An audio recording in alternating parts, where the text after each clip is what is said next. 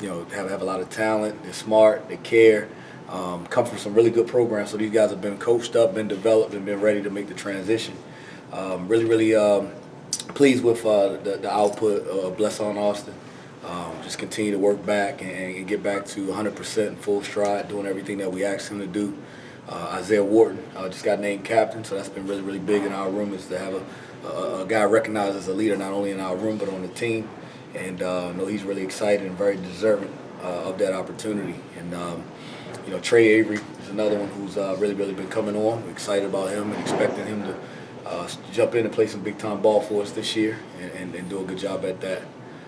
So I guess from there I can open up the questions. Coach, how do you split up reps? You mentioned Avery and Wharton and Austin. How do you get all those guys on the field in one game?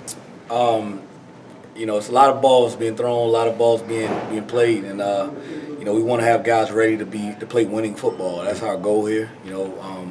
And so when guys display that they're ready to help us and play winning football, here in the Big Ten, they deserve to play. We'll get them reps, we'll get them on the field. I'm a big component of playing a lot of guys. I think it builds competitive spirit. I think it continues to motivate guys and build morale and keep guys in it for the long haul. And then obviously it's a safety, it's a security for injury. If you play a guy early and play him often, and then something happens late, you don't have to wonder if he's ready to play if he's gotten some meaningful reps. You've been around long enough. Can you put in perspective Isaiah Wharton playing every game throughout his career? That's big time.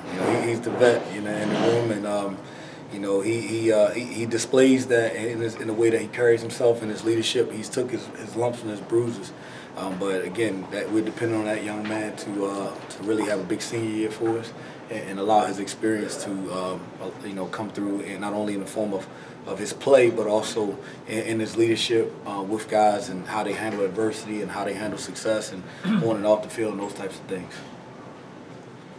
How about the younger guys? I know you talked about them before, but Avery Young, what's he showed you, and Jared Paul as well?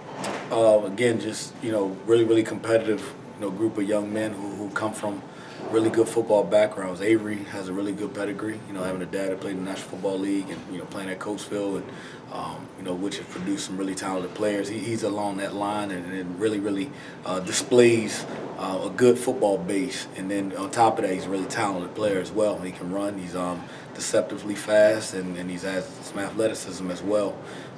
But again, he's another one that just cares, and he's smart, and he's starting to really put it all together. And Jared Paul? Yep, Jared, same thing, man. Just coming from PC, really good football in North Jersey and the historic program. And he carries that competitiveness.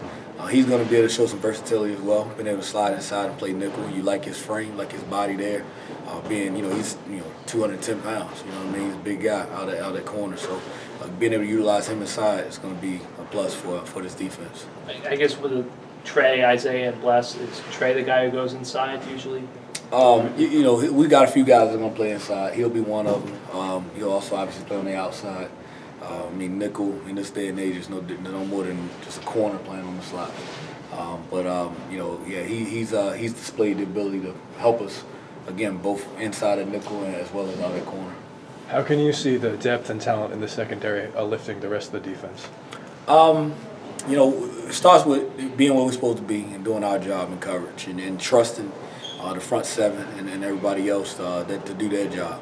It starts with the D-line. I think all good secondaries, you can look one place to find how they've had success, and if you look, you'll start with the defensive front and guys getting pressure and guys getting after the ball. So, I think we have a really talented defensive front, a really talented front seven of guys that have returned, that have played some big-time ball here. And that only would allow for you to have success in the back end. It's our job to, again, be where we're supposed to be and do our job and make the plays and make each moment, matter is what I tell our guys when we get our opportunity.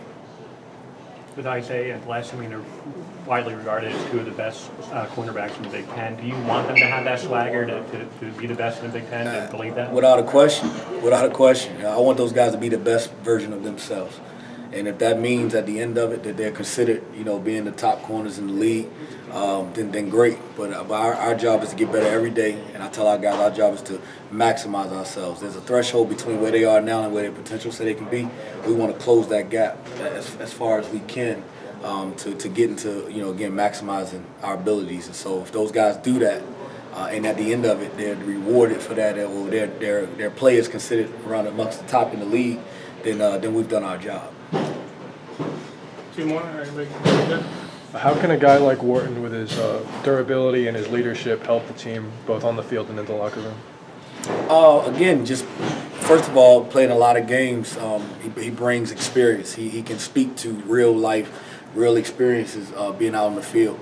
Also, again, staying in the huddle, showing that he's a durable guy. He's a guy that's willing to play through some aches and some pains, and leading by example in that regard, and not looking to take a play off or not looking to let the team down.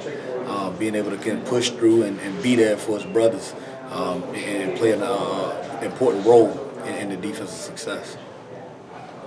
Thanks, Coach. Thanks, guys.